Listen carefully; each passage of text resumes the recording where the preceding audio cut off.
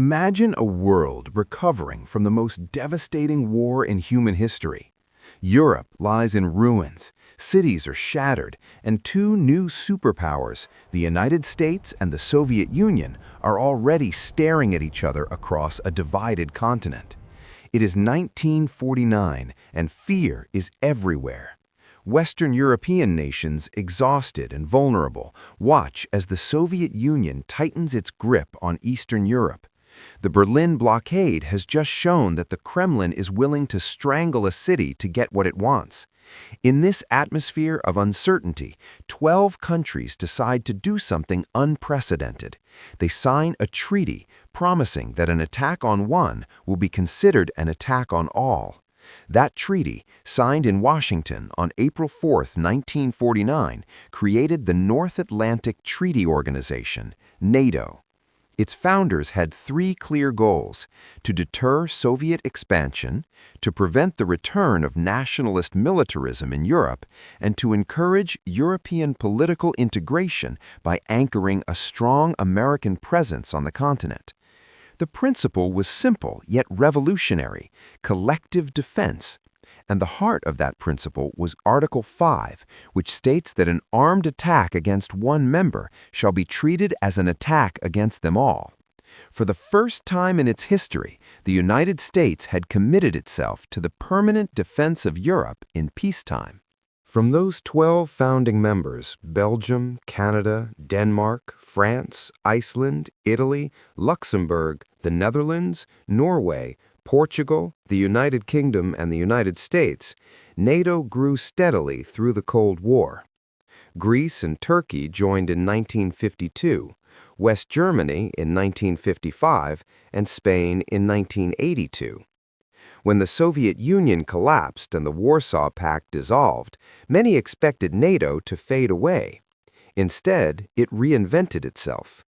Throughout the 1990s and 2000s, it expanded eastward, absorbing former members of the Communist bloc: Poland, Hungary, and the Czech Republic in 1999, Bulgaria, Estonia, Latvia, Lithuania, Romania, Slovakia, and Slovenia in 2004, Albania and Croatia in 2009, Montenegro in 2017, North Macedonia in 2020. Then came the most dramatic shift. After Russia's full-scale invasion of Ukraine in 2022, Finland and Sweden abandoned decades of neutrality and joined the alliance in 2023 and 2024, respectively. Today, as of March 30, 2026, NATO has 32 member states, stretching from the Arctic to the Mediterranean, from the Atlantic coast of North America to the eastern borders of Europe. But what does this alliance actually look like in military terms? NATO is not just a treaty, it is a massive, integrated military structure. At the top sits the North Atlantic Council, composed of the permanent representatives of all member states, which meets at least twice a year at the level of foreign and defense ministers. The highest-ranking military officer is the Supreme Allied Commander Europe, a position traditionally held by a senior American general who commands all NATO military operations. Beneath him, the alliance is organized into two strategic commands: Allied Command Operations, responsible for all military operations, and Allied Command Transformation, focused on adapting the alliance to future threats. In a significant restructuring announced in February 2026, NATO transferred command of three key Joint Force headquarters to European officers. The United Kingdom leads Joint Force Command Norfolk. Italy leads the Naples headquarters, and Germany and Poland share leadership of Joint Force Command Brunssum on a rotational basis. This change puts Europeans in charge of all three of NATO's four-star operational level commands. Despite these changes, the United States still controls the strategic heart.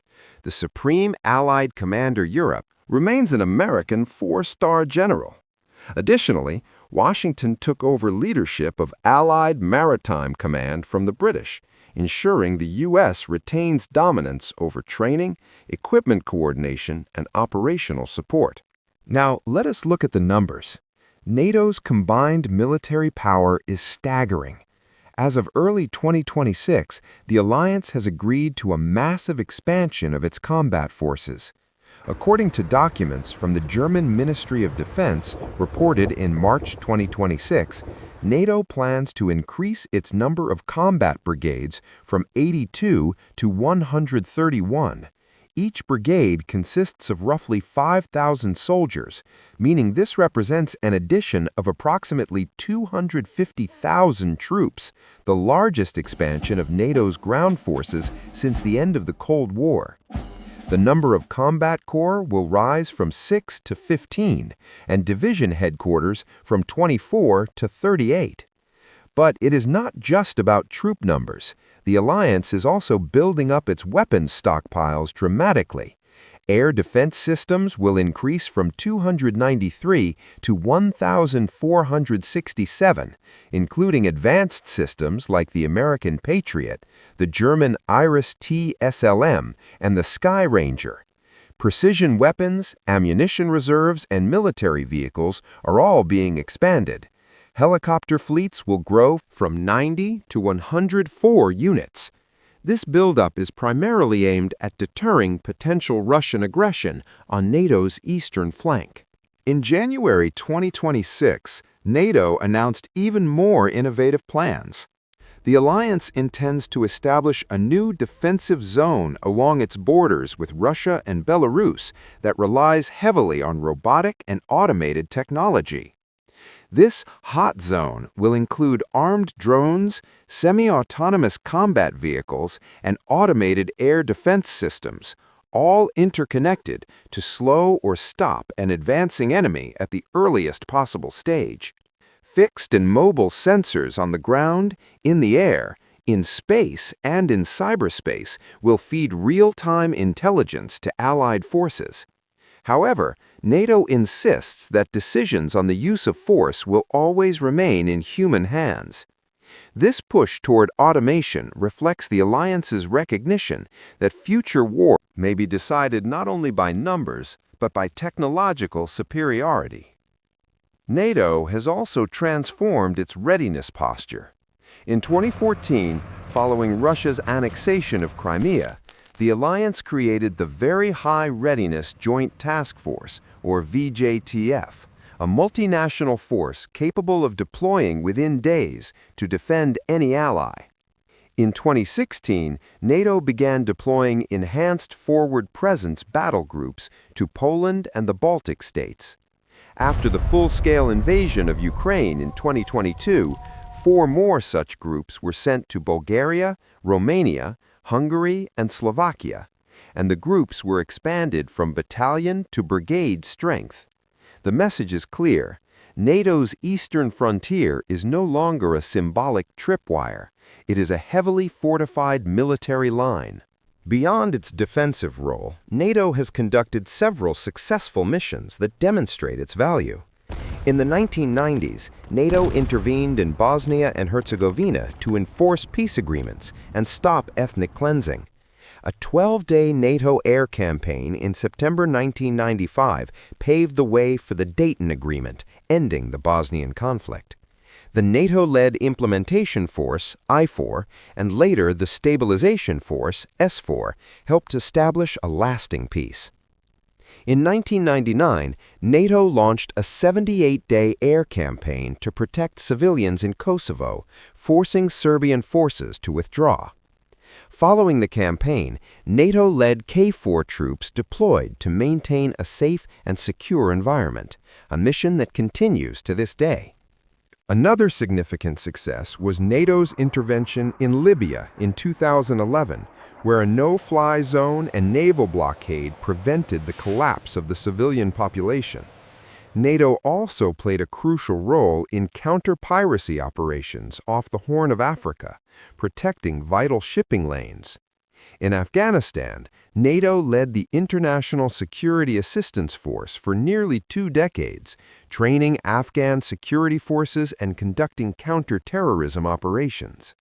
While the final outcome is debated, NATO successfully prevented Afghanistan from becoming a safe haven for international terrorists in the years following 9/11. The alliance has also expanded its domains of operation. In 2019, NATO adopted a space military strategy, and in 2020, it opened a space center at Ramstein Air Base in Germany. In January 2022, it extended the principles of collective defense to space and cyberspace, meaning that a serious cyber attack or a strike on a member's satellite could theoretically trigger Article 5. This reflects the modern reality that threats to alliance security are no longer limited to land, sea, and air. All of this military power comes at a cost. NATO's civilian budget for 2024 was €438 million. Its military budget, €2.03 billion. And its security investment program added another €1.3 billion. But the real spending is by individual members. The alliance has long urged all members to spend at least 2% of their GDP on defense. By 2024, a record 23 NATO allies met the 2% defense spending target, compared to only 3 allies in 2014. Poland led with 3.9%, followed by the United States at 3.49% and Greece at 3.01%. Total European and Canadian defense spending reached approximately $380 billion in 2024, while the United States spent $858 billion. NATO's purpose remains unchanged since 1949, to safeguard the freedom and security of its members through political and military means. The alliance has successfully prevented a major war in Europe for over 7 decades. Its core task is collective defense, but it also engages in crisis management and cooperative security with partner nations around the world.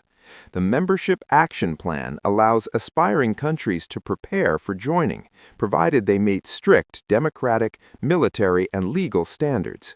No country with active territorial disputes can join, ensuring that new members strengthen rather than weaken the alliance.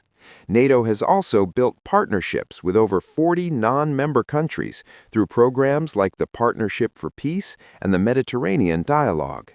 In recent years, NATO has focused on deterring emerging threats.